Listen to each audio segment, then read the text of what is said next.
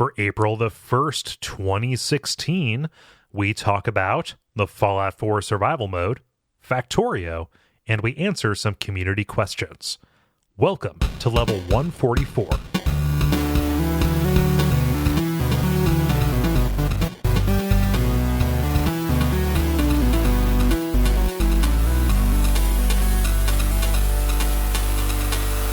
My name is Kole Ross. I'm Dennis Furia. I'm David Meisman. And I'm Ben Merkel. And you're listening to The Level. It's a podcast for people who love video games. Guys, Duckspring happened, rather. Yeah, it did. I've got to get the branding right. I'm still waiting for some final checks to clear, final straggler payments to come through. But we raised upwards of $1,600 over the course of the weekend, which is great. Dennis, you participated. I participated in that. I got on and streamed Hearthstone for a bit, but I think it's incredibly worth noting that this was pretty much soup to nuts, like a community thing. Yeah. We just have awesome people listen to the network. Yeah, no, definitely. Sporky organized it, and they all stepped up to the plate. Like a huge number of people not only streamed but donated. Some of them streamed and donated. It was good stuff. Mm-hmm. Yeah. But so thank you guys, and if you're listening to this network, you are in the company of some really awesome people. Yes, yeah, we are incredibly blessed. If I just said blessed, which is actually what I mean, somebody would throw in a hashtag on top of it to undercut the sentiment. But we are lucky. just start from hashtag blessed. Yeah, just gets hit with a hashtag in the face. Yeah, somebody would swoop in and be like, "Ha! I made a joke on your heartfelt sentiment." But yeah, no, that was all over the course of this past weekend here. Anybody have any anecdotes? Stuff that went on since we last spoke. I got to see some Duckstream, and so I got to watch some of Faster Than Light at Saturday at 1 or 2 in the morning. So that was pretty cool. Yeah, and just Duckspring in general was a lot of fun. Yeah, had you played or seen any FTL I had prior not. to that? Okay. Oh, you haven't played FTL at all? Not yet. It's on my wish list. Yeah, it seems like something you would enjoy. I will get there eventually. David, how about you? Sure. I know last week a lot of it was for me was taken up with martial arts seminar testing, stuff like that. Had an instructor come in from Ghana to visit. Oh, so, nice. Yeah, so that was pretty cool. Went really well, actually. Things kind of came together a lot more than they normally do, so that was really cool. Lots of hits, lots of striking, people hurting. Yeah, exactly. Yeah, and I mean, I didn't get seriously injured, so that's always a plus. Yeah. Okay, cool. Well, that is that is the requisite amount of banter stuff. Sorry, I'm gonna be moving us along here because we are on a tighter timeline than usual. Places. Yep. Yeah, we're on a tighter timeline than usual. It feels like that's happening a lot, but I haven't slept in days. So we've got the usual roundup of stuff here, with the exception of kind of a shorter free play-esque multiplayer featuring some questions that were not addressed in the previous couple rounds here. Told you I was saving those for a purpose. But yeah, it is the brief, the multiplayer, and the grind, and we're going to start with the brief, where we talk about things that are happening in the world of video games around us. David, I like this story that you brought up, so tell us about this. Sure. So over the weekend, a web developer created published a game on Steam called Watch Paint Dry, which was a game where the sole verb available is to watch paint dry. It is literally just a wall that has presumably recently been painted. Appears to be similar or in the vein of Bear Simulator or Goat Simulator. Haha, this is a wacky off-the-wall thing we can get $5 for. I just want to know what monster would lean a ladder up against a wall that's just been painted. This, no wonder this got taken down. That's atrocious. That's a permanent ladder. It's there for resale value. It's a fixture. It's a statement. It's not a mistake. Yeah.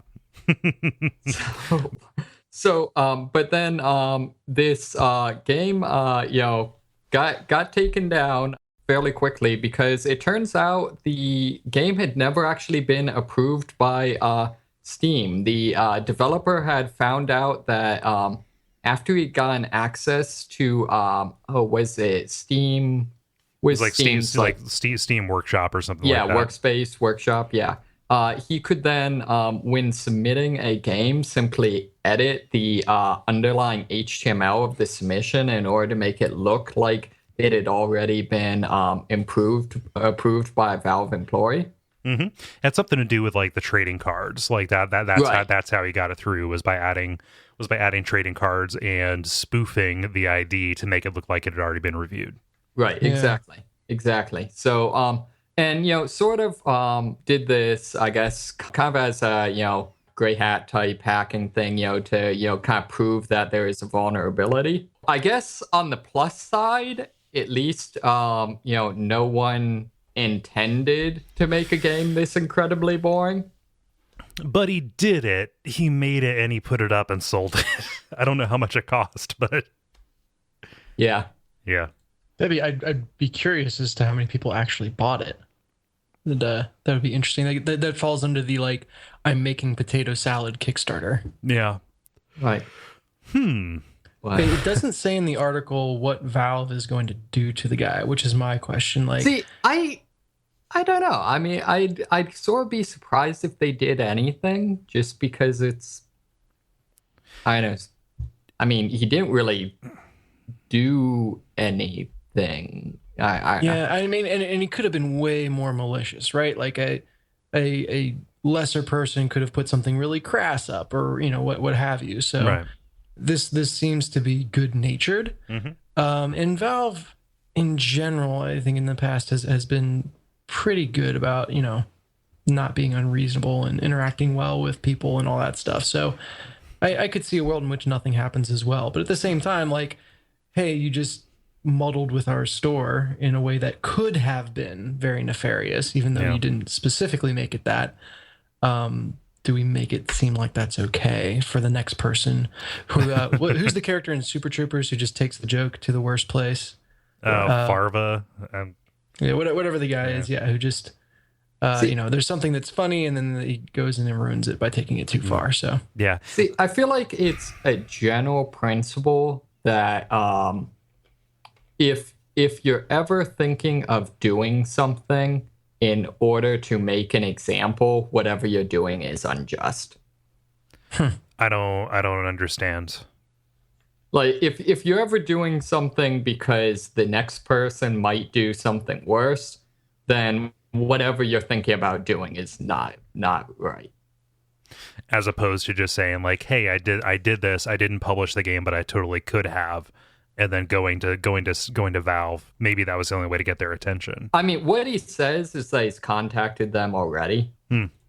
Yeah. So I mean, that was a point that I was going to bring up, as I had heard this and I wasn't sure if it was a rumor or not, that he had contacted Valve and mentioned this exploit and then gotten a response, and so did this. Yeah. Valve, which I would be okay with that situation.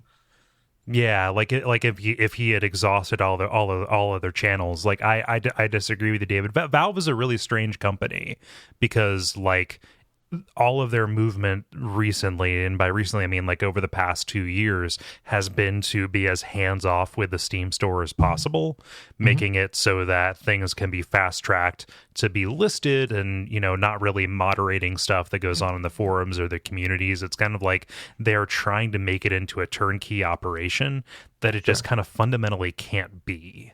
And so, like, if they had ignored his attempts to bring this to their attention before, what else was he going to do? right. Like it, because if he hadn't, if he hadn't told them about it, but he figured it out, somebody else probably would have, because people who want to do shitty things are really good at getting around security. Exactly. Yeah.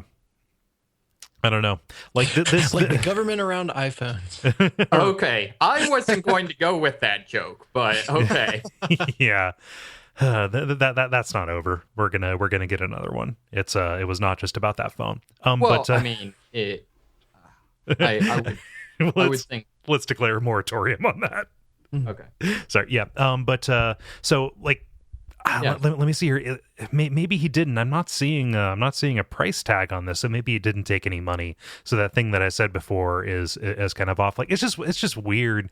Like just the things that Valve has done with Steam. If they feel it feels like institutionalized negligence. Yeah. Well, and at some point though, I don't know if it's speaking out of turn, but there's got to be so much going through that, you know, if you really wanted to give every single game the scrutiny that it deserved, you'd need to hire, you know, every other person on earth or something like that. Like, I'm sure that there's got to be a point of diminishing returns in terms of scrutiny. Yeah. And they're probably trying to find that line. Yeah, I mean, someone at Valve read the 4-hour work week, and now this is the result. Yeah. Like the answer, the answer, and they took it literally. The 4-hour work week is all about delegating, by which I mean shifting responsibility to somebody else. No, like the answer is not to go Apple, where there are queues that take weeks and weeks to be cleared, where there's no kind of oversight into this. It's just, I don't know, like the fact that they have not a monopoly, but kind of a de facto domination of the market makes them a big target for this kind of stuff. And just there does have to be some kind of happy medium. But yeah, I don't know. At least, I mean, in terms of like just talking about their, games getting on Steam, what I don't exactly follow is, I guess the system keeps out like things that are blatantly exploitative most of the time.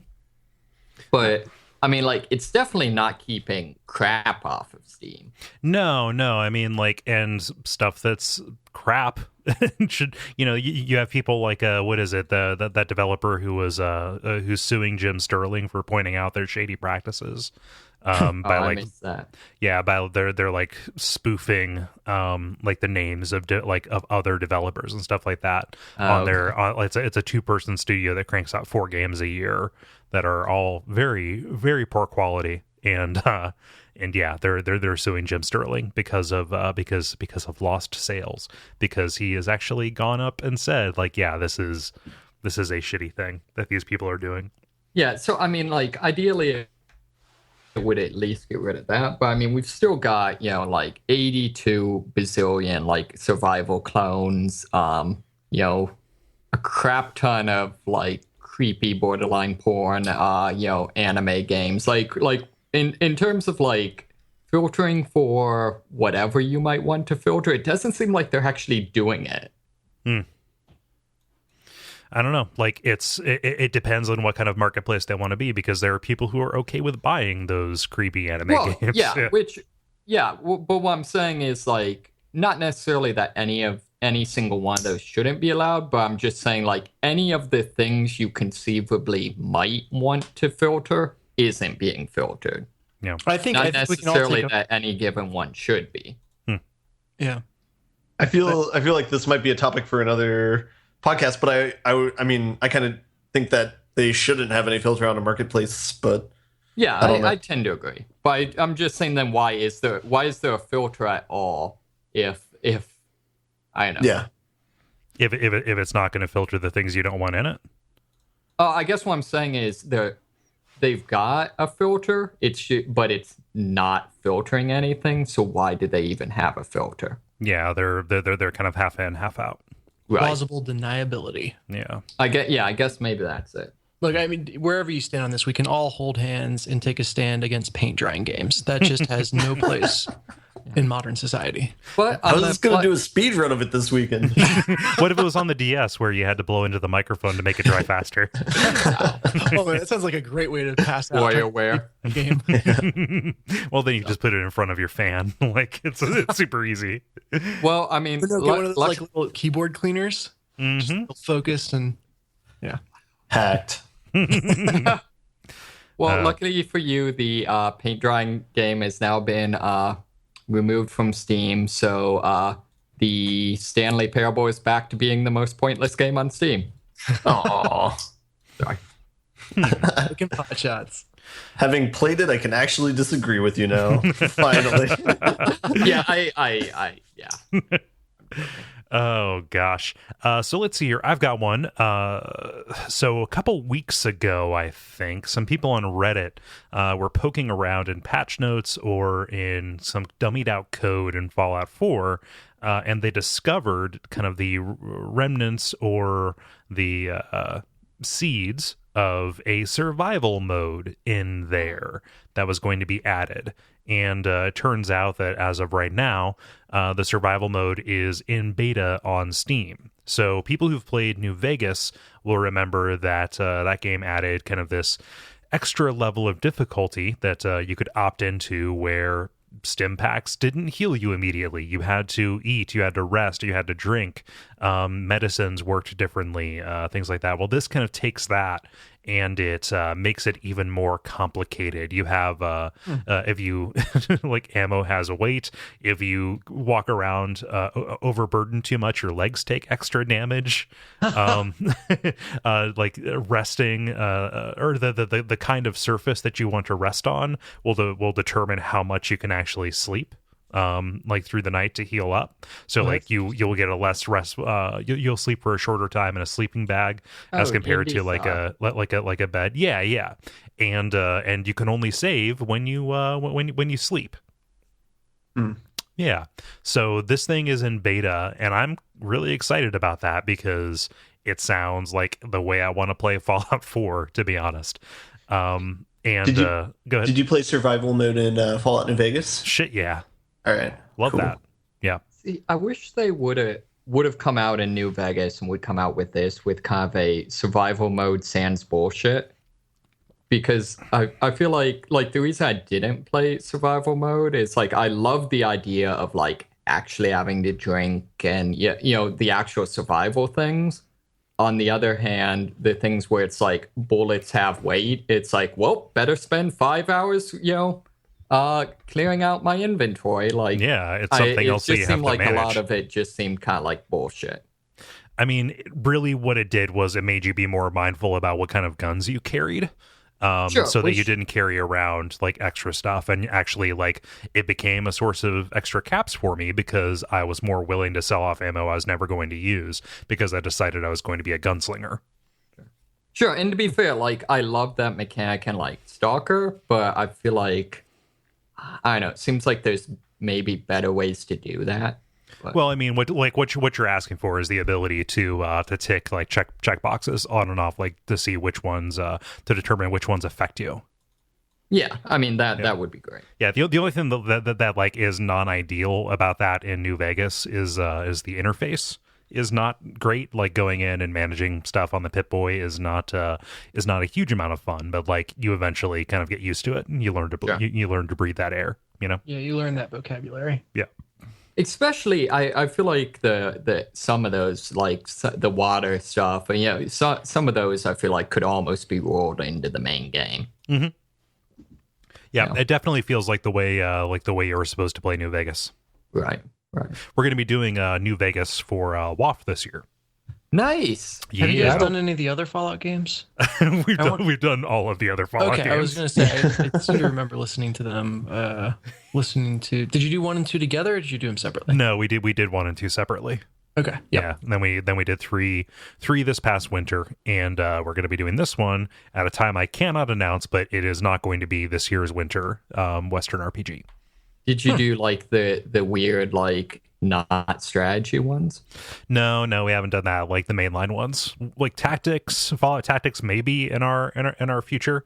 And what is it? Fallout Brotherhood of Steel might be on Abject Suffering. Wait, yeah, was that the FPS, or am I thinking it's something else? No, that was Fallout 3. Was the first person game. No, Brotherhood of Steel was the top down Baldur's Gate like game. Okay. Yep. So I'm excited about this. I'm going to wait and see how stable it is because I'd like to that would be the way I want to play Fallout 4. Yeah, seems pretty cool. I like the idea of like you need to track down clean water, otherwise you need to buy antibiotics.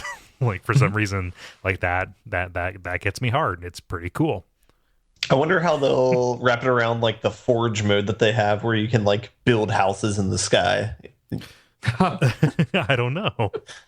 Seems like they need to rectify that. See, the one that always struck me as kind of dumb is or weird is the whole like you can sleep in a bed as long as no one owns it.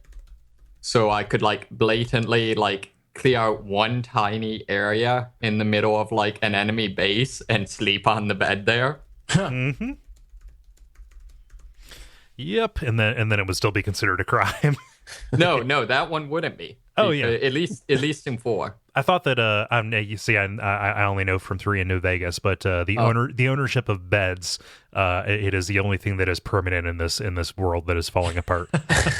No, see in 4, it seems like the idea I got. I think that's still basically the same, except that in 4 it's kind of defaults to unowned. So unless it's like actually in a house, no one owns it. Okay. So if it's just like in the middle of like some compound, it's generally not owned. Yeah. So murdering someone and sleeping in their bed, legal. Sleeping in a live person's bed, illegal. Yep. Firing squad. Yeah. Oh yeah, that it makes hotels really, really awkward. Oh, it just they flip the bed up into the wall like in nothing but trouble. Let's see here. Oh gosh, Dennis, what's the story you got here? Yeah, so I mean, we had to know it was coming, but it seems to have been confirmed now that a sequel to Shadow of Mordor is in the works. Stunt actress Lauren Mary Kim listed it on her resume as doing stunt work for the game, or rather for a trailer for the game. And I think this is interesting. Just I thought it'd be good to open up discussion on where exactly do you go with this? Lord of the Rings is such kind of a fixed arc that I'm not sure how they create space for themselves to continue on with the story. So Ben, I know you've played it. Did they kind of set up a sequel in the first game, or like where could they go with this? I was going to say, to retread with a new character. 2 problems. I don't know anything about the Lord of the Rings lore, so I don't know if it's boxed in or not. And then the other problem is I completely forget like where they left off. I remember like a few twists in the story, but mostly I just remember like killing orcs and then touching them on their heads with my hand. So, Caressing them. Well, they paint There's a lot of that. as someone having very unique powers, right? Yeah. Like he isn't a type of he's not like, hey, there's a whole order of these guys. It's like a very specific situation that has him given his powers. Yeah. Are you talking about in the first one? Yeah. Yeah. Okay, yeah. That's true. So it seems like unless they did not resolve that in any way in the first game, it'll be interesting to see how they wrap themselves around having a sequel. This Go is back to Silmarillion. This is so. Correct me if I'm wrong, but the Shadow of Mordor takes place so far in advance of the Hobbit and in the trilogy of Lord of the Rings that like you could easily do an interquel between this because like Oh really? Is it way earlier? It's like around the time of the forging of the rings. I think no, the first one takes place like at least after the Hobbit. Huh. Because Gollum is a major and incredibly annoying character. Oh, in Shadow of Mordor? Yeah. Huh. I had no idea. I thought that. Yeah. Spoiler. I think kind of like in terms of narrative, like overall role in the story, kind of their conceit is that you're off just kind of keeping things from like coming to a head. You know, jacking with Sauron's army enough that like that nothing bad happens until the actual main characters complete their quest effectively. Right. Mm-hmm. So that's kind of how they kind of found room to, have you be doing something without, screwing up, like you said, the fact that there's a very established story. Yeah. The reason why I got confused, I think the spirit that your main character is like bonded with is the spirit of one of the original forgers. Yes, exactly. Ah, okay. That's true. Okay, there we go. That is to explain my confusion. Doesn't make me look any smarter, but at least it makes me not look like an asshole. It's well articulated stupidity. Yeah. Oh, don't worry. I will. I will. What's the I opposite feel of like I redeem? could put that on my business card. I will condemn. I don't think they're going to replace SAT questions with Lord of the Ring knowledge at any point in the future, so I think you're safe, Cole. Okay. Cool. Yeah. No, Also, I don't think you'll ever take the SAT again. That's true too. I was thinking about that like earlier this week. I was like, you know what? I could have gotten those extra 3 points on my ACT. Like I could have rocked it. Like, can I go back and just do it again? I just want to Billy Madison this situation. Yes. Just Well, they show up in a propeller beanie, like, "Hey, dudes, I'm here to take the high school test." No, you can totally do that. But when adults do it, it's called the GRE, and it's twice as pointless. Oh well, and I've gotten so much dumber since then too. Thanks, fair alcohol. enough. So yeah, it'll be interesting to see what comes of this. The arc for video games seems to be that the second game is almost always an improvement over the first. Yeah, just kind of they've got a base to work from. They've got a hands-on view of what systems worked and didn't. And generally the second game is a large quality jump over the first. So is this an Ubisoft game? yes, yeah, exactly. The third will disappoint. yeah. The third will be the game that can't meet anybody's expectations. Yeah. I've said it on every other show. The backlash to Dark Souls 3 is going to make Dark Souls 2 backlash look like a walk in the park. Yeah, no doubt. So yeah. I feel like that's especially true with movies too. Like, can you name a good third movie in a trilogy? Return of the King. I liked Fellowship better, but that's not a bad one, I suppose. It's better than Two Towers or whatever. I about said Twin Towers. That'd be the books different. have the same arc as well. So Yeah. So especially because this game had such a unique kind of mechanic in the whole, army, and I forget what they called it, but where every kind of bad guy remembered who you were, and The Nemesis. there you go, Nemesis system. Yeah.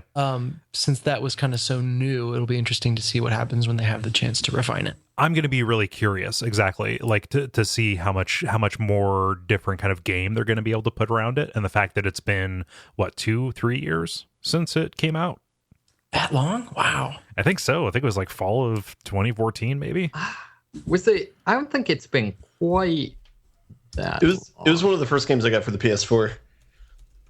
Yeah, I mean, and that came out like in September 2014. So yeah, good long line. So I mean, like a year and a half. I was off by a handful.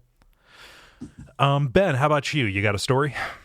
Yeah, I just got a small little ditty. It's about a new app that came out for the Oculus. It's basically the program that was used in Heavy Rain coming to real life. So it's called Virtual Desktop, and the idea of what it is you use the Oculus instead of looking at your computer screen. That's so last year. But you can scale your desktop screen, you can move it around, but in the background it'll be like a virtual environment. And so it's kind of like similar to what your wallpaper would be, where it can like go through different it can cycle through different environments. One interesting effect of it is like if you're watching a movie, it can put you in a movie theater environment, so you can watch that. That thing we joked about several times. It's I don't know, it looks pretty cool. I mean, it basically looks like a realization of Heavy Rain. Of Nom and Jaden's glasses. Yeah. Thanks for pulling that name out. I could not remember that one. So this is more or less like the inverse of augmented reality, I guess. What do you mean? Well, I mean, augmented reality is, like real life, and, we're going to put, some interface on it, whereas this is like, some fake interface, whereas this is going to, we're going to put your interface from real life into a fake world. Yeah. It is giving you a fake screen inside of a fake world. Which is why your initial comparison to I forget what his system in Heavy Rain was called, but is it Ari? Yeah, like the initial comparison to Ari was a little bit. It threw me off the scent because like that very much was like the world was transforming around him. Like his hotel room became like an autumnal forest, right? Mm-hmm. Yeah. This I'm looking at a video of it. It looks pretty cool. Yeah. Here I am on the rings of Saturn configuring my virtual desktop. Well, that's just anticlimactic. Yep. No, look back at Saturn, you idiot. Yeah. Come on. Asshole. One interesting thing they did. So this is one of the new things that's coming out with Oculus is having I don't know if it's called like 360 video, but basically like you have a camera that captures every direction, and so like somebody can act out a scene, and then when you go and watch it, you can look in any direction, which is kind of cool. It's kind of like those QuickTime 3D videos that they turned into Myst 3. Yeah, Sure. yeah. So I wonder though, like, doesn't that kind of undo all of the work that generally goes into like establishing scenes and stuff like that in movies? what do you mean? Like frame composition and stuff like that? Yeah. I just think it makes it into a different medium. So I mean, you can still have composition when you have that shot. It's just harder because you have to account that the person can look in any direction. Yeah. Sure. I mean, I guess that's basically what like theater was for a crap ton long time. Yeah. Huh. Like, so this is pretty cool. Like, I'm looking at this. Initially, I was kind of scoffing, but the idea of this, like, existing in this 360 photograph, which I'm sure eventually will give way to like fully 3D worlds and stuff. Like, I want to be in Tron doing my shit. Like, I want to see like light cycles and stuff. Let's walk down to my folder for that. What this makes me think of is like taking my living room back and also my office and just like having my entire entertainment set up because I'm a lonely boy be just a chair and one of these. Like, you don't need a television, you don't need a sound system, like you don't need a computer monitor or anything else. You're just sitting there doing your shit. Although typing with this might be weird. I don't look down when I type, but some people do. Well, yeah, but those people are wrong. I understand that they are, but it is it is a factor of like usability and also like reaching and looking for stuff. Huh. I wonder if we're going to see. I don't know if they have cameras on this at all or not, but I wonder if we're going to see pretty soon some actual like I don't know pseudo augmented reality or something, something where some ability to actually incorporate actual objects into what you're seeing on the screen. That's what the Vive is, and that's that is explicitly the tack that Microsoft is taking with HoloLens. Like those are more in line with AR than VR. See, I almost feel like ultimately there's going to have to be at least some of that in VR just for reasons like that. Yeah. Well, we've been on the brief for a little while. Do we? Oh, there's Rick and Morty. Do we have any more? Do we have any more stuff to hit about this, or do we want to move on? I say we go. Okay. Multiplayer. Now it is time for the multiplayer, where we're going to do something a little new. This is going to be a free play, but I'm going to do, let's do 4 questions, and then let's get on to talking about some games. All right. So let us see here. And these are overflow from previous free play segments. Yes. So let's see here. Graham writes in asking, what is the video game with the funniest writing? So games with laugh 'em ups. I really liked Eat Lead, The Return of Matt Hazard. Oh, wow. That is great. It's got Will Arnett voicing it, so he could say pretty much anything. It would be funny. But I remember the writing in the game being pretty snappy. Particularly, well, 2 things stick out in my mind. The first one was a boss fight versus a JRPG character, and he goes off on him for using ellipses. Just, what is that? What is, what's going on? Why even have this? And that was really funny. And the second was, there was apparently, I never played it, but like a kind of little side game that was available on the PlayStation Store. It was like a side scroller kind of thing. Yeah, right? yeah, exactly. And its title was Matt Hazard Bloodbath and Beyond. Yeah. That little one-liner has stuck with me, and I think of it every now and again and giggle. Yeah, it does a really good job of kind of being the irreverent, kind of humor, tough guy / making fun of all these genres without being crass. It's like it is like a self-aware and not completely morally repugnant Duke Nukem Forever. Right. Yeah. Well, and I think which is, basically what it's trying to be. Right. Yeah. They do a good job of kind of like skewering video games without being like video game stuff, right? See, I think that may be kind of just a matter of everybody has a different tolerance for it, because most of the stuff that I've read about it and like videos that I've watched have made it seem like there was too much of that in there for me. Interesting. Yeah, I mean, I remember it fondly, obviously. Yeah. I have a boring answer, but it is top of mind because I just recently played it. Portal 2. Yeah, you swoop mine.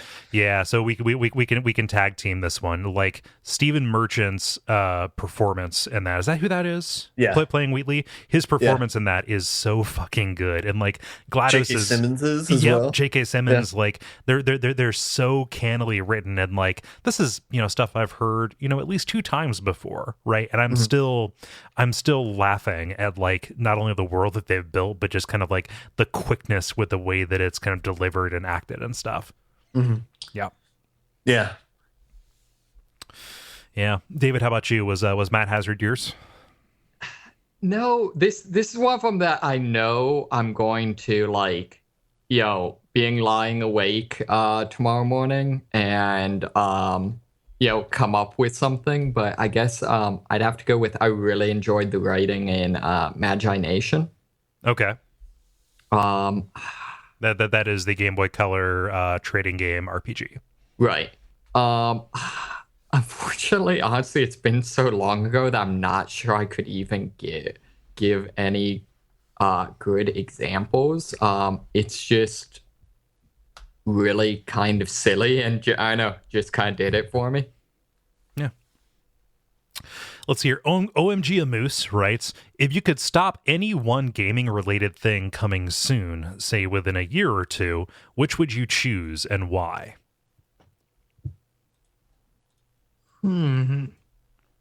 This is a tough one because like I don't want to be the person who says I want to stop VR. Right? Like even though I am pretty disinterested in it, like just as a thing until I play something that kind of proves, like is the proof of the concept for it. Like yeah. I don't want to like cut this off at the knees before it can actually like do something really cool.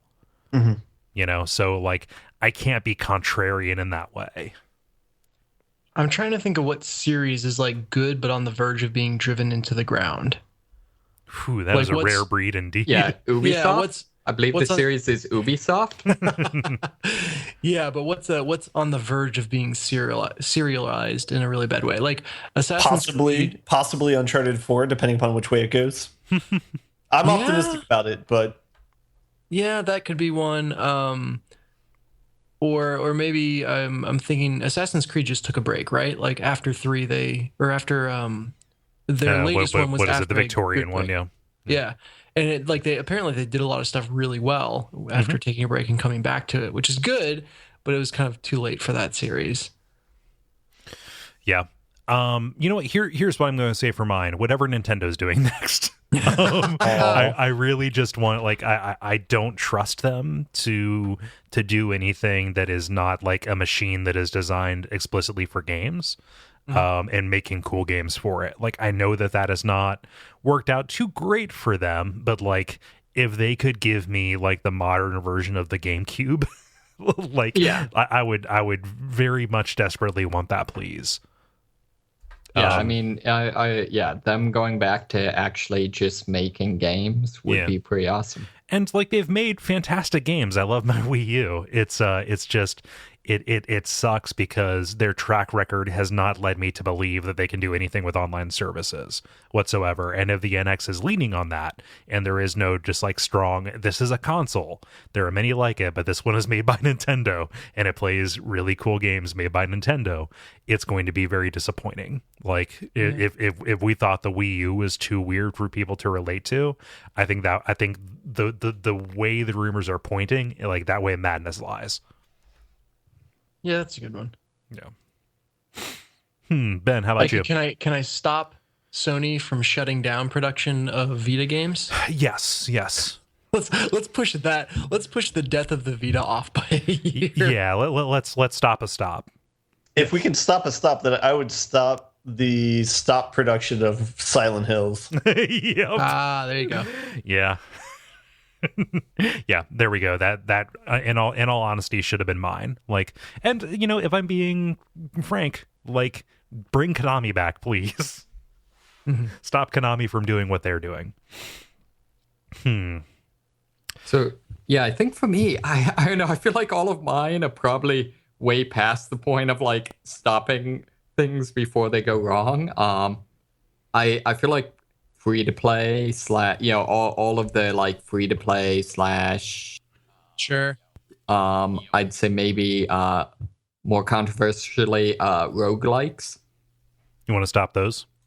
Yeah, I just I want to stop games being roguelikes without a extremely good reason. By which I mean like were designed as a roguelike. So stop games from appropriating roguelike elements. I know appropriating is a fraught term, but yes, it is. But if you kill a roguelike game, it'll just come back with better skills. But it's gonna have to restart from scratch, so it'll be from scratch, so it'll be a while. Yeah, I don't know. I think the vast majority of the time it doesn't add anything to a game other than, I'm just gonna stop there. I think the vast majority of the time it doesn't add anything to the games it's in. Let's see. It seems like we all answered that one. Mike writes in, what is your favorite flawed game? For example, No More Heroes has a litany of problems, both functionally and conceptually, but I have affection for both games in the series in spite of that. I'm going to be uncreative and piggyback on top of that one. Not to say No More Heroes, because I have no particular affection for that game, but Killer 7, it is a game that I would that I like but couldn't recommend because of its just very off-putting aesthetic and control scheme. However, like, it is in that thing that like I love to death but can't defend, strictly because it is style over substance in a huge big bad way. So I think I have similar rationale with mine. Urban Chaos, the first game by Rocksteady, is something that I love a whole bunch, but like it's not like a great game. It's just a really fun game. So, and this isn't revisionist. Like, you were way into that back in the day too. Like you weren't coming to Rocksteady from Arkham Asylum. I do believe that I played it and enjoyed it before they came out with Arkham Asylum. So hipster cred. Whoop. Dennis, how about you? I'm struggling to have something come to mind, like a flawed gem, and I'm just drawing a blank. So come back to me after Dave, and we'll see if I can farm up anything. I'll throw in another one, the Warriors game by was that a Rockstar? Hasn't that one kind of since become cult classic? It's a really good brawler. Mm-hmm. Yeah, it seems like I've seen it on like a couple lists of like, like great games you probably haven't played but should, or whatever BuzzFeed decides to word that. Right? Yeah. No, that's a PS2 brawler that is really fun. Yeah, you can like play and beat it in like 8 hours at most. Mm-hmm. So yeah. David, how about you? Sure. Well, first I want to give a shout out to Stalker. That probably qualifies, but I think the big one for me would be the Army of Two series. I realize we say that like every time that this sort of question comes up, but it's probably the most accurate for this sort of situation. Actually, I have to concur with that as the person who usually co-ops with you through the Army of Two games. Yeah. So, I mean, there. I don't know. Like the gameplay, I think's mostly solid. Maybe a little bit. A little bit samey, a little bit derivative. Stop and pop cover shooter, like just according to Hoyle. Yeah. Although it does have like a kind of a Neo MMO style aggro system where basically enemies will focus on whoever's being most aggressive, and you can build your gun to either put on silencers to draw less aggro, or have it the other way around to draw more. That seems like something Borderlands would have done, actually. Like, did they have something like that in there too? I don't think they do, actually. Oh, weird. I mean, No, I think the AI, is in general, if you're hiding behind cover, the AI is probably going to ignore you a bit more. But like in this, it was to the point where like if one person drew, 100% aggro, the other person could like drop a special ability and straight up go invisible or something. But really good weapon customization. It had some really good features. Its big downfall was the just horrible moral choices and just like incredibly I get kind of crass writing. Yeah, just like morally repugnant shit. Yeah, and yeah, I know I've said this before, but it very much seemed like it never struck me. I think a lot of people would disagree. As just being like straight up like just awful, so much as it seemed as like the writers never like stopped to consider the consequences of the things they were writing.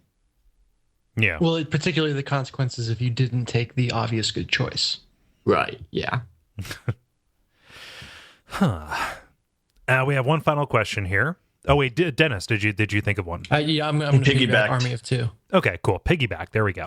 I was too busy deciding which question I was going to do next. Sister band of Nickelback. Yeah. What? Nothing. What? Oh, piggyback. There. You thought that was going to get by, but that's now on the list. Let's see here. What is your favorite game to take screenshots in? This is from Sam. Bloodborne. Ooh. Yeah, Bloodborne, specifically because they make it so easy. Yeah. To put a little bit of English on this, during my time with Minecraft, I really enjoyed taking shots of my creations, and also just like the weird like biomes that I would find. Like there are some pretty good vistas in that. Like just as you are exploring the wild frontier. I have to go with Sir, You Are Being Hunted. Just because that has some real for not being like a hyper realistically designed game, it just has some really pretty and atmospheric stuff that gets randomly generated. Yeah. And just everything in that game has so much character to it that even though it's kind of randomly jumbled together, it kind of comes together as a really good whole. Yep. Have you read any of the developer diaries on like their world generation system? No. It's pretty crazy, just like how much effort they put into like having random trash and like alongside the roads in their like northern England generator. There needs to be 1% more trash on the roads. There must be at least one discarded bed. Yeah. Yeah, if I took screenshots on Sir You're being hunted, it would just be lots of incomprehensible pictures of very low res grass textures. Yeah, well, that is the majority of the game. But if you ever are brave enough to actually pop your head up, No, I'm not. then it gets pretty. But that's almost a certain way to invite death. So stay in the grass. Yeah. And Ben, how about you? Similar answer. I don't think I take many screenshots, so I don't really have a good answer. Maybe like a Mr. Riven game would be cool for its time and place. But I thought about the question, do you think Aborigines have problems with screenshots if you're taking screenshots? Wait, what? This game has no soul. Somebody took a screenshot. I hope it's not ping pong. I don't know. Yeah. So yeah, thank you everybody. I don't know how to suggest that you write this stuff in, honestly. Like, just look for the next time we have a free play. We still have a couple in case this happens. And also let me know what you think of this kind of random random listener write-in kind of stuff. This feels a little bit like what most podcasts do. Yeah, just doing a little experiment. The grind. Now it is time for the grind, where we talk about the games we have been playing over the past week or so. Since everybody was here last time, nobody can take precedence, so I will jump in with mine, which is very brief, very small. I was away from the house for a while for family stuff. It was Easter weekend. So I did not have much time to play anything, but I did play a little bit of Factorio earlier today. This is not infringing on my patent for Oreo cookies that have different bits of trivia inscribed into them, but rather a top-down kind of like 2D survival game that is. No, it's much more than that. I fucked it up, guys. I did it wrong. I said it bad. It's not a survival game. It presents itself as that because you are crash landed on a planet and like you can break down some trees and make a hammer. But really what this game is about is finding these nodes of resources, and like the game implies, or the name implies, building a factory and automating their harvesting. So like you only do like a little bit hand by hand, like just like by hand at the start. You do just enough to build like an auto miner that you place over top of a resource node, and then you use some of the resources from that in order to build some like conveyor belts and automated arms that move stuff around, and put together systems where like the output of a miner goes on a conveyor belt over to like the smelter, where you can harvest that or put it into a fabricator, which will build a dingus that can then be brought over here for you to pick up and then put somewhere else. And I can't believe your game is using miners to do your work. Yeah. So what's the end game of this? Are you trying to like build a ship to get off the planet, or are you just trying to enslave the planet or like become a giant corporation? I think so. I think it's just you, and like I admittedly, so I can only give a very shallow analysis of this. But like it's just you on this planet. Like there's nobody to enslave. Like there's kind of a misguided combat system in it, where like you can find guns on crashed crafts and things like that, and just after a while, like bugs will come and attack you. But like that takes me out of the flow of like planning where my conveyor belts are going to go. So what I understood is that your factories like put off pollution. And if the pollution reaches certain like alien homes or hives, they'll come after you for it. Maybe. So I don't know if it's possible for you to plan your factory placements to avoid dumping pollution in the wrong place, or if it's just the nature of getting bigger. And it's like, okay, eventually you're going to get these waves thrown at you. But yeah, so that's the underlying Eventually system. you get a Godzilla. And we all learned a lesson. Maybe there's a little Godzilla in all of us. No, it's like, so admittedly, like I haven't played very much of this. Most of what I've heard about it is from the recent Idle Thumbs episode, where they talked about it, like, and they talked about the bugs being a function of pollution, but it seemed less about planning where your factory was going to be and more about just like providing a countermeasure for just when you have anything that's automated, eventually just the power curve gets kind of crazy. Like, oh, all of a sudden I have more stuff than I know what to do with, like giving you something else to deal with. Whereas you progress, there are these threats that you have to handle as you are progressing, Ben, to create this research material in order to build a craft to get off of this planet. Okay. Yeah. What's kind of like what opened this up for me is the idea that like not only are you automating these processes that you otherwise would have had to do manually using just these little widgets and doodads, but materials can get backed up in the system. So you have an auto driller that is bringing up a bunch of coal, and then you're feeding that over to like a smelter, and you're feeding a bunch of ore back into that smelter. Like, hey, you figure I've got both of these going in. Well, actually, no, the smelter can only go so fast, and if if all of the if all of these conveyor belts get backed up, not only are you not feeding more stuff into it, but also you're not mining it. So like you immediately have this big backup in your system. And I was like, oh wow, because if I was operating at any scale higher than this, one of these mistakes would totally fuck up the rhythm of everything else. Yeah. So it's pretty cool. I kind of wish the graphics were bigger. Or it's like it's a little bit too small and fiddly and dark. Like it's a little bit hard to like take a look at what's happening. Like I look at the way this game is presented, it reminds me of Tibia, that old free MMO. Yeah. Like, it's this top down thing. And I understand that they only have, it just the kind of game that it is, like tile based. You can only have so much fidelity on it, but like I wish it was a little bit easier to like scan the screen and see what it is, because like I want to get to the point where I just see the wireframe very quickly with this, and the way it's presented kind of puts a barrier between me and that. What are you playing it on? It is a Mac and PC game. Gotcha. Okay. It's early release, but it's in development for like 4 years. It seems pretty feature complete, but like it is very much in the vein of like a Minecraft or a Terraria, except with, again, this heavy automation kind of thing. And when I left off, like, again, I'm super early, so I'm sorry if this is really shallow. Like when I left off, it was introducing like electric power, building building what you needed in order to like power more plants and fabricators and things like that. So it has a similar arc to the board game Power Grid? Maybe. I'll take your word if it matches what I described. Yeah. I will take credit for that analogy. No, you can have it.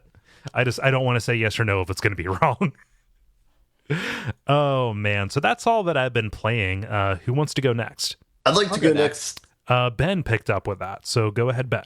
I'll go super quick. Mine's Stardew Valley, and the reason why I wanted to go next is because it's a kind of a similar theme as Factorio, where you're kind of automating systems, but the context is farming instead of crash landing on an alien planet. So I put a bunch of time into that. I don't know if I like the game or not. I have like kind of a love-hate relationship with it, especially coming off of The Witness, like thinking about how you interact with this game. It's very much like a dopamine drip machine, where, like you're interacting with the world by clicking your mouse repeatedly and doing these really like mundane, low level thinking tasks. And the idea is you do those long enough and you click fewer times, so that aspect of it, while it's addicting, I don't know if there's a good value to that. I think one of the other reasons why people really like this game or will play it is they really like the atmosphere of the game and kind of the meditative effect that the game has, where like the farming you can kind of get in a trance or zone out while you do these tasks. And so there might be possible value to that. I don't know if I'm completely buying into that. I wish there was a stronger narrative to the story. But I don't think it's that type of game. It's just kind of you passively go through the seasons, and there's like events that happen like throughout the year. Yeah, I don't know. Do you guys have any questions about that? No. Like I had a choice between playing either Stardew Valley or playing Factorio, and it just Factorio kind of felt like a throwaway. I knew that they would. I knew that they would satisfy the same kind of optimization itch for me. But like Factorio seemed like a thing that I could fit in. Whereas like Stardew Valley, like I want to sit down and really like pay more mind to it. So it sounds like it's like unsatisfying specifically because it is a little bit shallow for you.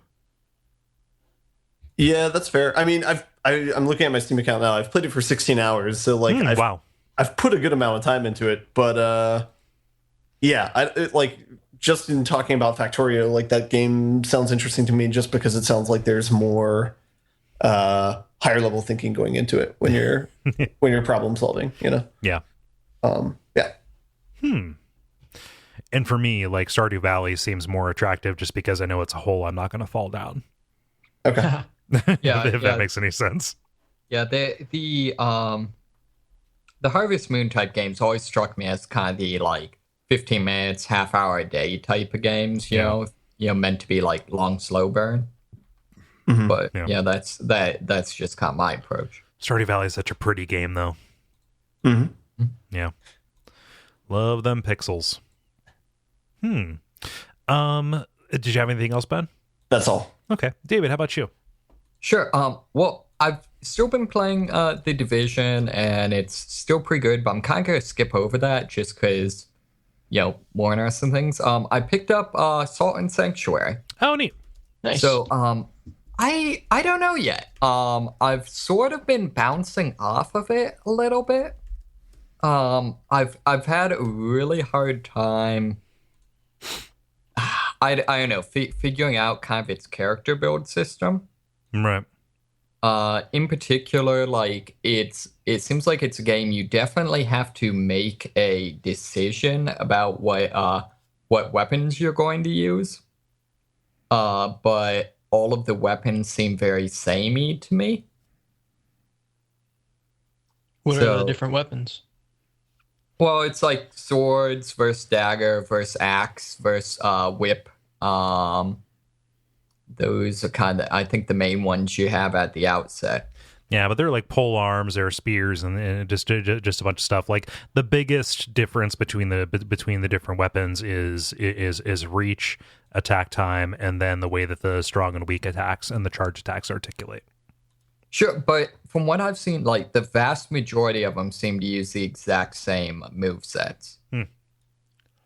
Maybe that's just me, but it seems what would you like to see them do with 2D combat? Oh, not so much that there's anything wrong with that from a gameplay standpoint. I more mean like playing Dark Souls. It was pretty clear early on, like I like this moveset or I don't. Whereas with this one, I'm having more trouble predicting, like how does what I'm playing right now foreshadow like what this will be in the end game. Yeah.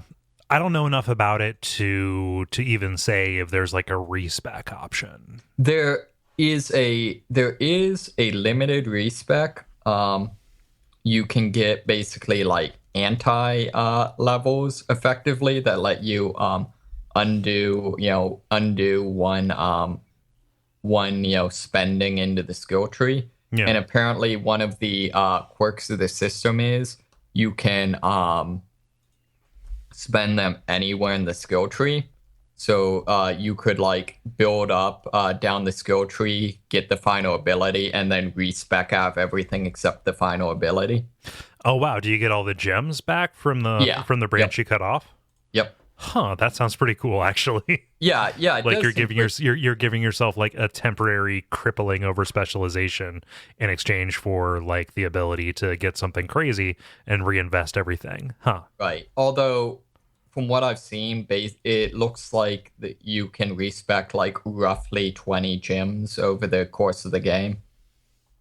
Yeah. The other thing is seems plenty.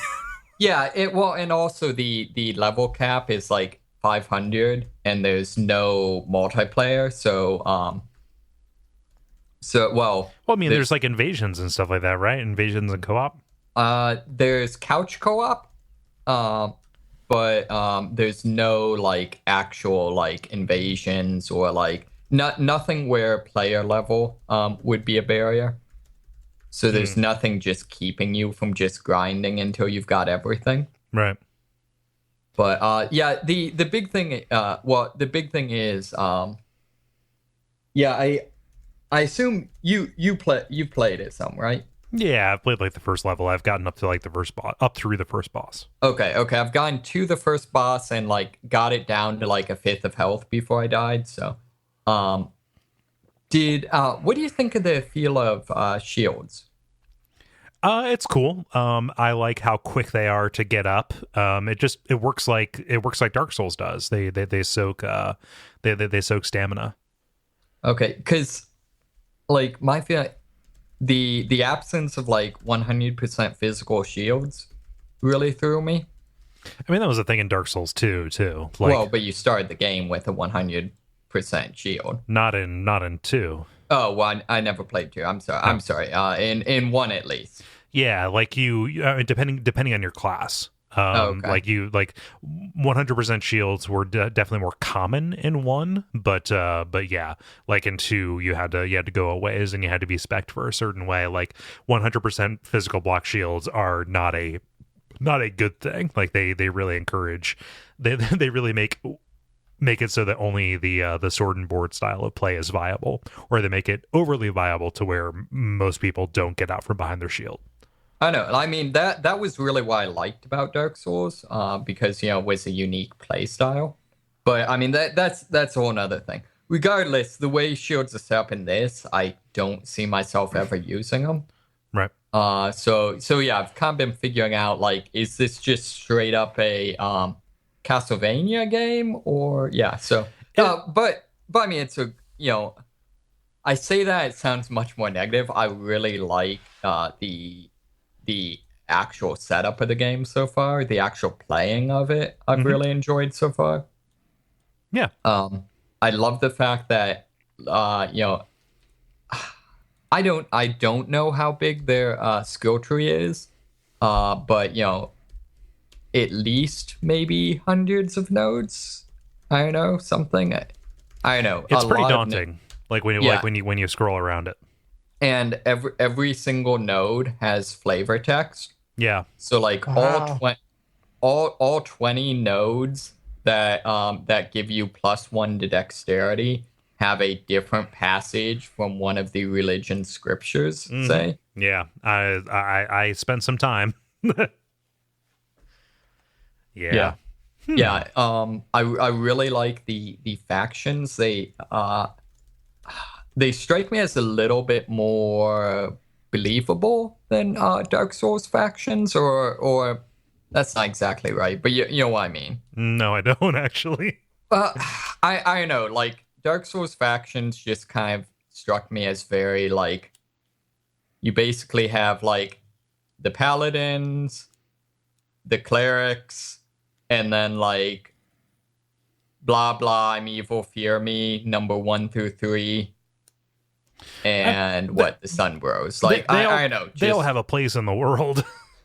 Maybe. Yeah, they definitely do, at least in the lore. And they give you different, like, multiplayer options for co-op and, PvP kind of stuff. Like, it's definitely, like, it definitely functions. They fit into a place, if not, like, directly into, like, a particular character build. Yeah, Cool. I guess maybe more what I'm saying is, I'm not saying they necessarily didn't have like backstory, but I feel like the factions in Salt and Sanctuary explicitly are different religions, and they all seem kind of believable to me as like all being kind of broad approaches to religion that like I could see this as like this being a world where these are kind of the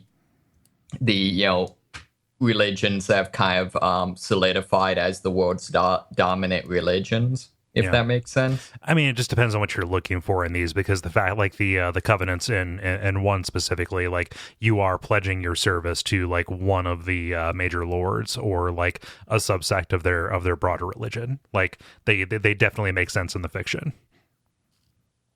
Yeah, they don't have like analogs to the to a real world religion, but like they're definitely like justified both from a play and fiction standpoint. Yeah, I guess maybe that depends on what you mean by makes sense. I don't know if we can. I don't know if there can be 2 different versions of that. I would say I'm not sure they do make sense. They just seem. I know that's either there. Regardless, I like the approach in Salt and Sanctuary a lot better. Yeah, so somebody fired off a Kole in the middle of that. Oh, I was just going to make a joke and say, "Are you sure you know what you're talking about with Dark Souls?" Yeah. We're just about out of time for that. I want to make sure we have time for Dennis to say his stuff. Anybody have any other questions about Salt and Sanctuary? All right, Dennis, how about you? Yeah, I've just got one new game that I played, which is The Last Guy, by SCE Japan. That is a that is a PSN game, right? PS PS Plus. Game. Yeah, it is both. And it's like a top-down arcade style game. Think of it as the next evolution of the Snake game that you played on your phone, where instead of trying to avoid your own tail as you get longer and longer, you're trying to avoid miscellaneous items on the map. And kind of get your tail as you grow it back to a home base to cash it in. So the kind of story that this is set in is that there's been a zombie outbreak. A death ray of some sort has hit Earth, and everyone outside was turned into a zombie, and everyone inside is kind of trapped in the buildings and needs someone to rescue them. And you are deemed the chosen one, which mainly means you have a red cape. And you go into all these different cities, and run through the cities, and as you get close to buildings that people are in, they'll come out and join you until you have this crowd kind of trailing along behind you. And zombies, if you get too close to them, will kind of see you and chase you. And so it's all about collecting as many people as possible and then getting them back to the escape zone without attracting the attention of the zombies. Or if you do, doing it in such a way that you can get the extent of your tail out of the way before they can get to you. So it's basically if people were hurting animals. Yeah, basically. They can't eat all of us. No, not hurting animals. The like lemmings following animals. Okay, so I was initially confused because, like in Snake, like the tail only goes where you have been. So, like if you avoided a stationary thing once, then it's always avoided. Right, but the all the zombies move. Right. Okay. Yeah. So if they see any part of the tail, they'll start chasing towards it. Yeah. And you have a couple mechanics that allow you to kind of manipulate that. You can either dash yourself, which makes you move faster, which by virtue makes the rest of your tail move faster. Or you can hold circle so that you stay in place, but the tail kind of like groups up on you, and people will form more of a clump. And then if you dash away from a zombie and hold circle, it kind of moves the back end of the tail really fast. And then there's kind of some, once your tail starts getting longer, if you encircle a building, so you actually do want to touch your tail in this version of the game. If you can draw a circle around the building and touch the tail of people, it will automatically add everyone in the building to your tail. So whereas if you're too short to circle the building, or if you're just standing near it, they'll kind of slowly drain out of the building. Which is okay, but that if there's 50 people in the building, you kind of have to stand in place for a while for them to trickle out. So the kind of strategy in the game is how do you get your tail long enough to where you can start circling buildings and adding to it quickly, while still not having it get out of hand long, where you're not going to be able to get it out of the way of zombies. Yeah. So that it's really fun. It scratches that kind of quick arcade fix itch. You get a score at the end of the game every round. A round lasts about like 8 minutes or so, and you're just collecting as many people as you can within the time limit. The interesting thing, and I think the thing that holds it back a little bit, is the level of detail that the environments are rendered in. So every location is like a famous city, and so you'll have like the National Mall or the Sydney Opera House, or stuff like that. Which is cool, and it's kind of fun to see their version of all these different things. But everything's rendered super detailed, so that the camera is fairly zoomed out and looking down. It could be a picture on like Google Maps essentially, and that's cool. But it makes it a little bit hard to know where you can and can't go sometimes, just because it's like way too detailed. Like they don't actually like signpost the paths.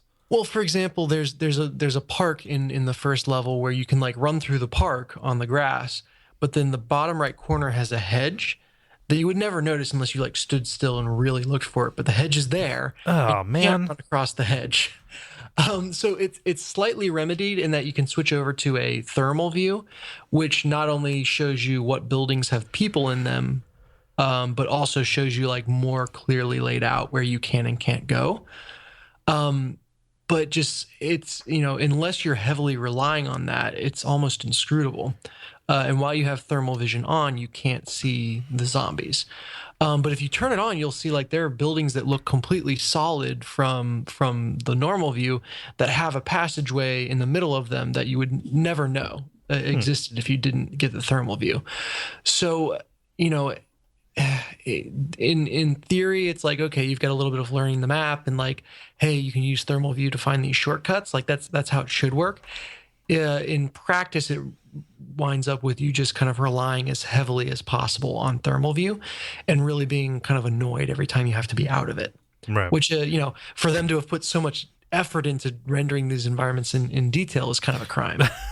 which is like, it's a little bit the Batman problem, right? Where you spend all your time in detective view, so you don't see any of the assets that are done. But like for them, it's also a crime against the player if they designed these environments to be so elaborate that it makes their game unplayable without doing that. Like there has to be like a happy medium that doesn't require you to use a different view mode.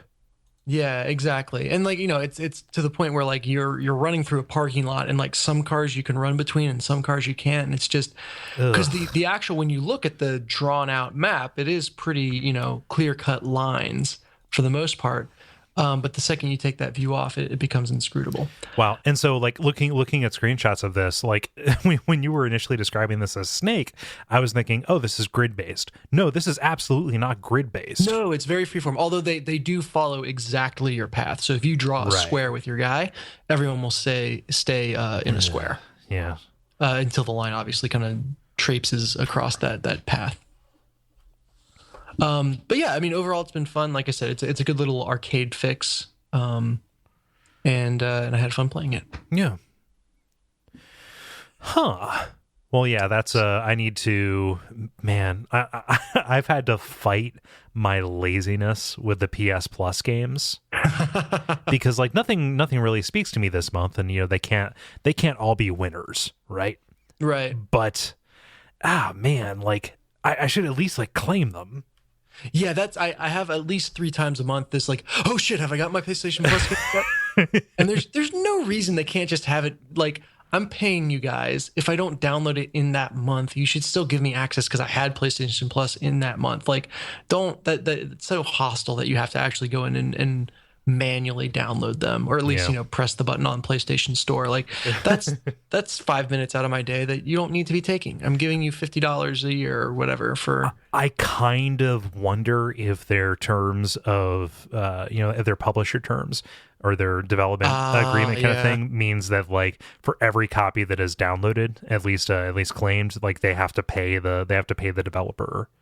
Gotcha. For each one of those that is clicked. As opposed to just like paying a blanket fee. What's the name of this game again? Google searches for Zombie Snake are too frightening. Yeah. No, it is The Last Guy. Okay. The Last Guy, and this is an old game. Like this is 2008. Are you playing this on your Vita? Are you playing it like what's the? No, I don't know if it ever actually came to Vita. No, it's PlayStation 3. Yeah, PlayStation 3 is where I'm playing it. Yeah. Which that's given how detailed the environments are, I can't imagine trying to play it on Vita on a Vita-sized screen. Yeah, with as high res as it is. Yeah. Yeah. Bleh. But it is kind of fun that your superhero status. It never gives you why you're special. It's just like you are our only hope, and you've got a red cape, and which means in the land, in this particular land, magicians are king. Yeah. Well, what's also funny is like there are literally like 3,000 normal people on a map, and on a given map there are maybe like 10 or 15 zombies. Mm-hmm. So the ones that are there, like you have to, they kind of are a big presence and you really have to work around them. But most of the time, there is nothing standing in the way of these normal people getting to the extraction zone. Like they do not need to be led. You can see it from here, and there are no zombies. Like the only zombies are on the other side of the map, strategically placed to make it hard to get a certain few. The majority of people could just kind of go on their own. So, initiative people, let's take some initiative. Who's the real zombie, Dennis? Think about it. Think about it. Huh. And that's all I've played new. Played more League of Legends. I'm feeling like I'm starting to get my feet under me a little bit in that game. And obviously played more Hearthstone, which you can go check out this stream from this weekend, which was a ton of fun. Yeah, you were dropping some science in that. Like, not even just like when you were explicitly teaching to it, but like the fact that you were talking through the rationale behind each of your moves and like projecting a couple of moves ahead each time you took an action was it was pretty enlightening. I only got a chance to watch like a half hour of it because of family stuff, but yeah, you did a really good job at that. It's one of those things where for Hearthstone, because it's not a real time game, it's very easy to make your internal monologue external, which I think, there's been lots and lots of words spilled about why Hearthstone is such a streaming phenomenon. But yeah, it's really easy to kind of make that internal monologue audible to everyone. Yeah. Whereas a game like League of Legends, because it's all happening kind of Twitch based as well as kind of macro strategy based, I find myself just being silent a lot while playing it because I'm focusing on clicking in the right place as well as where I should be next. Yeah, that's why you have like commentators or shoutcasters or whatever. Yeah. Yep. Huh. Yeah, I would encourage people to go take a look at that because I learned a thing or two about Dark Souls, Hearthstone. Sorry, guys, I'm so excited about Dark Souls 3. Like, it's going to be so fun. This is my ignorance. When is that actual release date? That is coming out on April the 12th. Oh man. Yeah. So here, we're less than 2 weeks away. We're exactly 2 weeks away. I'm sorry.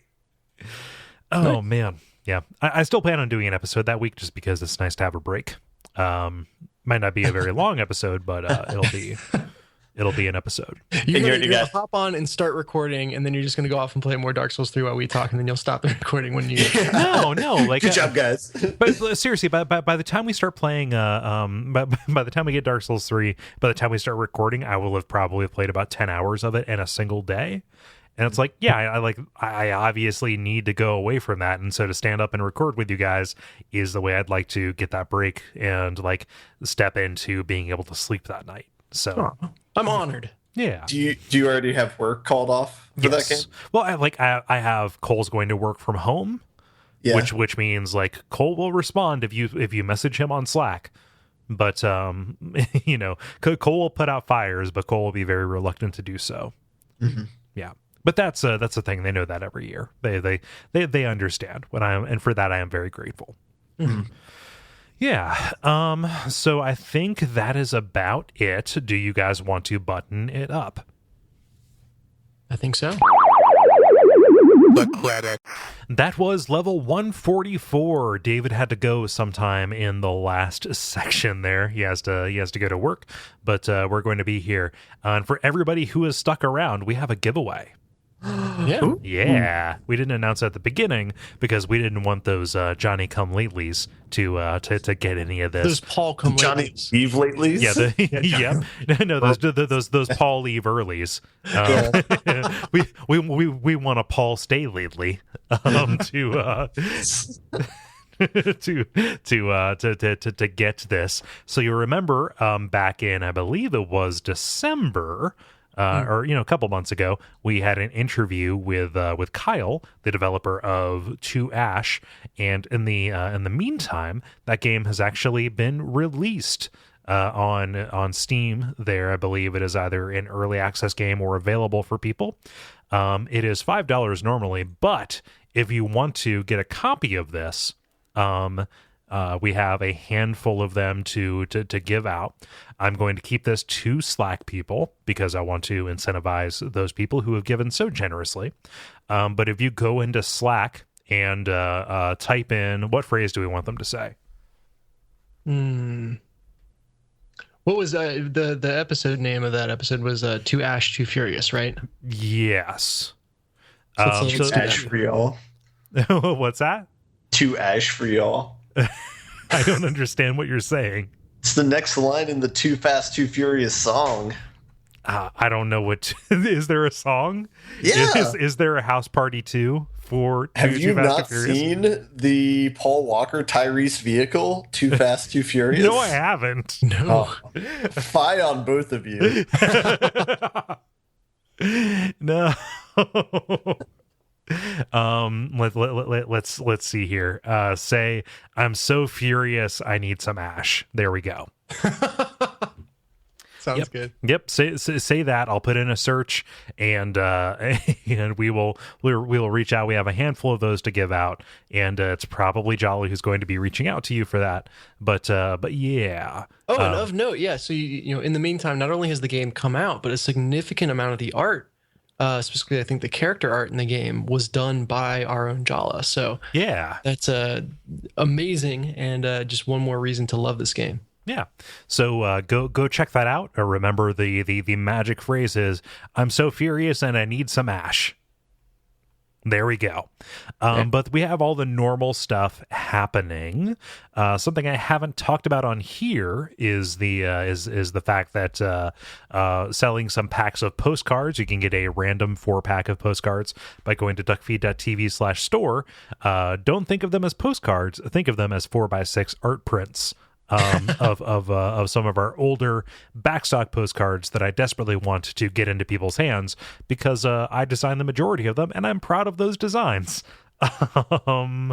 Yeah, but other than that, for this particular show, tell your friends and rate us, review us on iTunes if you haven't already, and all of that stuff. Is there anything that I'm forgetting?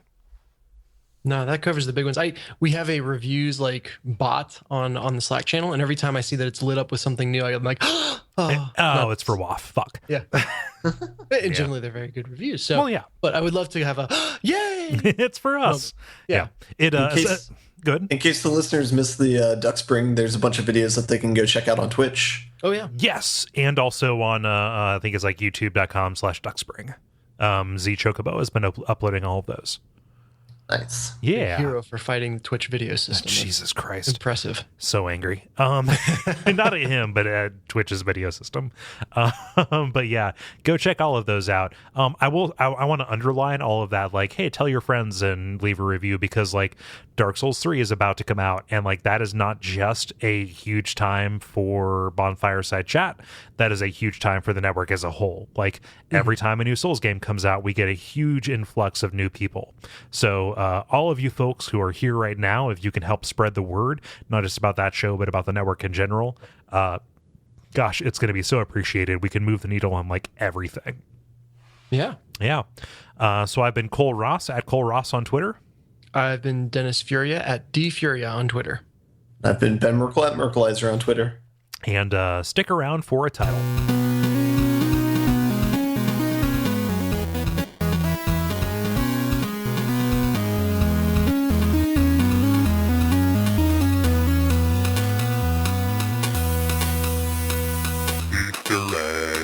All right. Kind of a dry week this week. I have 3. Does anybody have any they want to throw in? All right. Ooh, I almost fell over. Oh, no. No, I'm fine. No, I forgot to take notes this time, so my brain is empty. Although I heard some ones during that I was like, oh, that'd be good, and I always tell myself I'll remember and then I forget. So something might spark as you read the titles. Okay. Ben? I also do not have any. Okay, so we have 3 to choose from. Articulate Stupidity, Piggyback, Magicians Are King. Articulate Stupidity is my favorite of the 3 of those. The one I remembered is the whatever it is, a Paul leave early with dashes. Paul dash leave dash early. I worry that one works better in audio than text. That's probably true. Okay, then my vote is with the Articulate Stupidity. Okay, Ben, how about you? Sorry to be so I don't know. I don't have an opinion. I think they're all fine. They're all just fine. Yeah, so let's do Articulate Stupidity. There we go. Can't have sugar bone every week.